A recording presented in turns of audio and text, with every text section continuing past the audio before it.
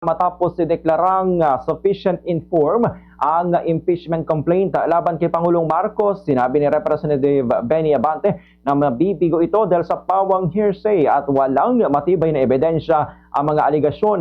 Idineklara ng House Committee on Justice na sapat sa forma ang dalawang reklamo, ngunit ipinagpaliban ang desisyon kung may sapat na substance. Gayet ng mga kongresista, legal ang pag-aresto kay dating Pangulong Duterte sa ICC warrant at walang direktang utos mula kay Pangulong Marcos.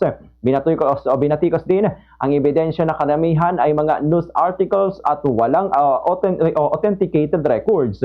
Sa huli, bumoto ang komite 24-21 na dapat may personal knowledge at tunay na dokumentong impeachment complaints.